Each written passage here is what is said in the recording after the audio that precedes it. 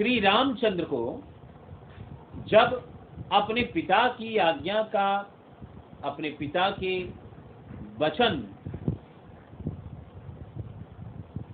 को बचाए रखने के लिए, उनके वचन को निभाने के लिए, उनके वचन ना टूटे, इसलिए जब उन्होंने वनवास स्वीकार किया, माता कैकेयी ने जब अपने पुत्र मोह में पड़कर मंथरा के समझाने के बाद, मंथरा जैसी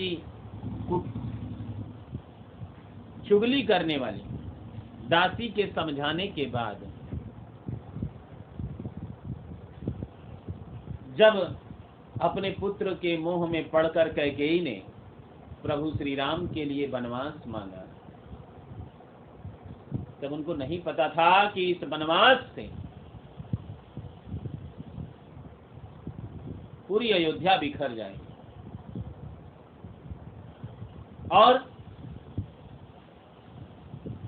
आज वो दिन है जब प्रभु श्री राम वनवास के लिए निकल रहे हैं। जो ही उन्होंने वनवासी रूप धारण किया, जो ही उन्होंने वनवासी रूप पकड़ा, और उसके बाद जब वो चलने के लिए प्रस्थान करने के लिए जब वो आगे बढ़े, तब वहां पर एक ही समस्या सामने आई। सामने जो है सीता जी आकर खड़ी हो गई। यह क्या कर रहे हैं आप? क्या अर्थ है इसका? यह क्या कर रहे हैं? अभी कुछ दिन पहले आपकी हमारी अग्नि के फेरे को फेर कर इतने धूमधाम से शादी हुई, और हम लोगों ने वहां वचन लिया था कि सुख में दुख में प्रत्येक दशा में आप हमारे संग रहेंगे, आप हमारा साथ देंगे। तो प्रभु आज इस दुख की बेला में, इस कष्ट की बेला में आप मुझे कैसे अलग कर रहे हैं, और आप कैसे यह निर्णय ले लिए कि आप अकेले स्वयं ही वनवास जाएंगे? ये ठीक नहीं है, ये संभव नहीं है। और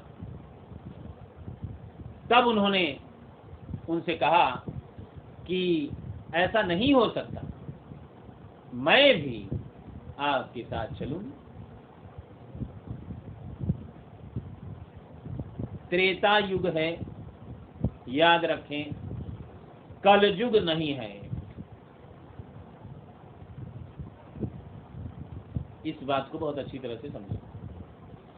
तो त्रेता युग में सीता जी ने रामचंद्र जी को ये बातें कही, और उन्होंने अपने तर्क से राम जी को पीछे किया, और उन्होंने इस बात को मनवा लिया कि रामचंद्र जी महाराज को सीता जी को भी साथ लेकर ही वनवास जाना पड़ेगा।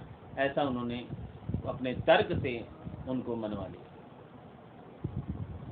सीता जी भी वेश धारण करी, वनवासी वेश धारण करके अब रामचंद्र जी के साथ आगे बढ़ने के लिए तैयार हुई। तब तुरंत जब आगे बढ़ती हैं, तभी लक्ष्मण जी महाराज सामने खड़े हो गए। क्या? हाथ जोड़कर सामने खड़े हो गए, और उन्होंने उनसे कहा कि भैया कैसे आगे बढ़ेंगे? आज आगे तो नहीं बढ़ने देंगे। क्यों भाई, क्या दिक्कत है आपको? आप क्यों रास्ता रोक के खड़े हैं? क्या लक्ष्मण कहते हैं, क्या आप मेरी जान लेना चाहते हैं? क्या आप मुझे मार देना चाहते हैं? क्या आप चाहते हैं कि मैं मर जाऊं? क्या आप ऐसा ही चाहते हैं, मैं मर जाऊं? नहीं लक्ष्मण, ऐसा मैं कैसे चाहता हूं? आप वो ऐसा चाहते हैं? आप अकेले वनवास जा रहे हैं। बचपन से लेकर आज तक मैंने कभी आपके बिना अपना जीवन नहीं जिया। आप कैसे ऐसे करते हैं प्रभु? भैया आप ऐसे कैसे करते हैं? आपके बिना मैं अयोध्या में एक क्षण नहीं रह सकता। मर जाऊंगा, मैं नहीं जिंदा रह पाऊंगा, मुझे संग ले चलिए। नहीं लक्ष्मण, तुम वनवास क्यों जाओगे? वनवास जाने के वचन को मैंने दिया, मैंने अपने पिता ने मेरे लिए सिर्फ कहा है, मैं जाऊंगा।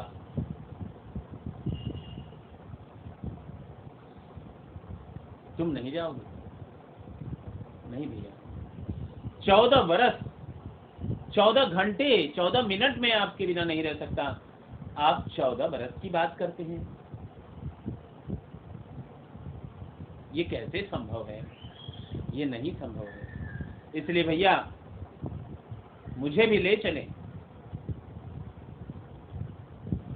जब श्री रामचंद्र जी ने देखा कि भाई के तर्क के बीच में ये कैसी कैसी बातें करता है, ये कैसे बातें करके मुझे दुखी कर रहा है और कह रहा है कि मैं इसे मारना चाहता हूँ, मैं ऐसा क्यों चाहूँगा, तो देखा कि उन्होंने लक्ष्मण को मनाए रखने का कोई तरीका नहीं है।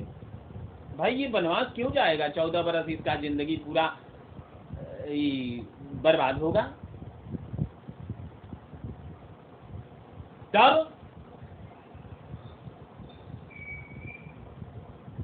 तब ऐसा कुछ करो कि ये जो है वनवास न जा पाए। तो उन्होंने देखा कि ये मेरे समझाने से तो नहीं मान रहे हैं, चलिए कोई युक्ति लगाई जाए। उन्होंने युक्ति लगाई, बोला जाओ माता से पहले परमिशन लेकर आओ, जाओ पहले माता से परमिशन लेकर आओ, फिर जो है उन्होंने सोचा था कि शायद माता समझा देगी। तब लक्ष्मण जी तुरंत सुने और जो है चल पड़े अपनी माँ के पास, और वो देवी सुमित्रा के सामने जाकर उन्होंने कुछ पूछा नहीं, ये नहीं पूछा कि हम जाएं कि नहीं, क्या मैं जा सकता हूं, ऐसे प्रश्न नहीं पूछे। आए लक्ष्मण जी महाराज, उन्होंने तुरंत माता के चरण स्पर्श किए, माँ मैं जा रहा हूं। अरे कहाँ? न चिट्ठी, न पत्री, न सूचना, न इंफॉर्मेशन, ये कहाँ जा रहे हैं? माँ मैं 14 वर्ष के लिए वनवास जा रहा हूँ। 14 वर्ष के लिए वनवास जा रहे हो? हाँ भैया, राम के संग, भाभी सीता के संग। वाह वाह रे लक्ष्मण, मैं आज धन्य हो गई। माता सुमित्रा ने कहा, मैं आज धन्य हो गई, मैंने तेरे जैसा पुत्र जन्मा। रामचंद्र जी ने भेजा था माता के पास कि माता समझा देगी, माता ने समझाया। धन्य है लक्ष्मण जो मैंने तेरे जैसा पुत्र जन्मा है। मैं तुझे आज अपने कोख से जन्म देकर मैं धन्य हो रही हूं। युगों युगों तक लोग इस बात को याद रखेंगे। और लक्ष्मण जी अपनी माता सुमित्रा से आशीर्वाद लेकर चल पड़े, आगे बढ़ने लगे, आगे बढ़ने लगे, आगे बढ़ने लगे। तो उन्होंने, उनके सामने एक और बाधा उत्पन्न हुई।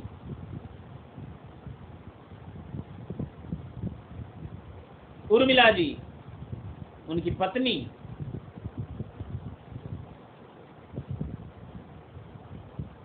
रास्ता रोके खड़ी, रास्ता रोके नहीं खड़ी, सामने पड़ी। अरे तुम यहां क्यों खड़ी हो? छुप कर खड़ी है।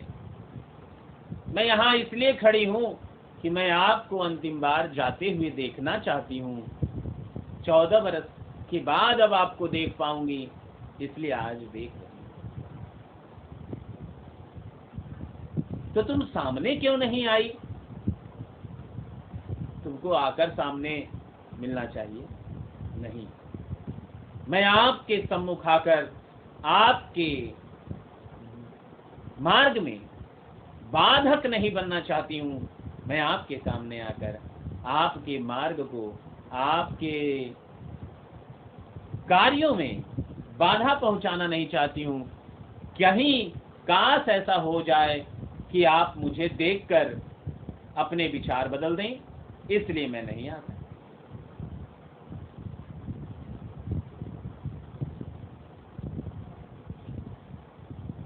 लक्ष्मण जी ने उर्मिला से कहा, धन्य है उर्मिला, तुम धन्य हो हे देवी, जो मेरा विवाह आपके संग हुआ है।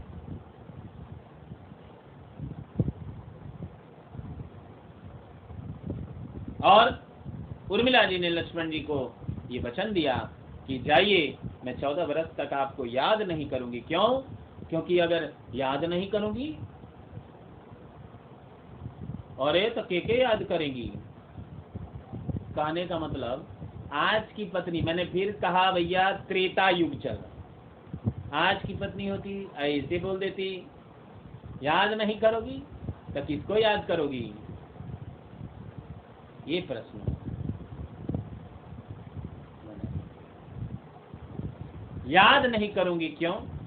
कहते हैं कि जब लोग एक दूसरे को याद करते हैं तो हिचकी आती है, हिचकी आती है और ध्यान आता है कि कोई ना कोई याद कर रहा है। कहीं मैं आपको याद करी और आपको मन में हिचकी आने लगेगी और आप कहीं मेरे बारे में सोचने लगेंगे, तो वो क्षण आपका भैया भाभी की सेवा से मन हट, दिमाग हट जाएगा। इसलिए मैं आपको याद,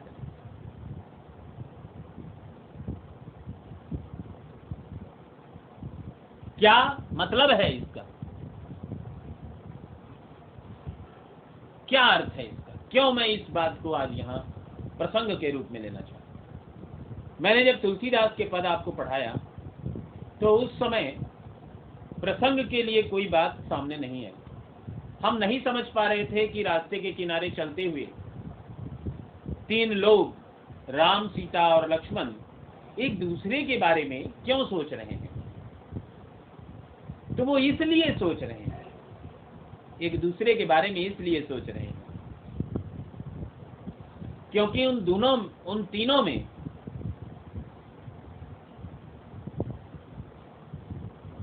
एक प्रेम का सूत्र बंधा हुआ है।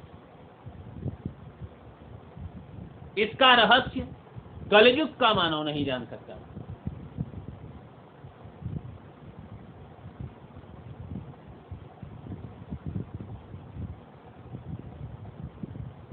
एक ही माँ के पेट से बच्चे नहीं जन्मे हैं। राम, लक्ष्मण, शत्रुघ्न और भरत, राम, भरत, लक्ष्मण, शत्रुघ्न, ये एक ही माँ के पेट से नहीं जन्मे हैं, फिर भी इतना प्रेम है।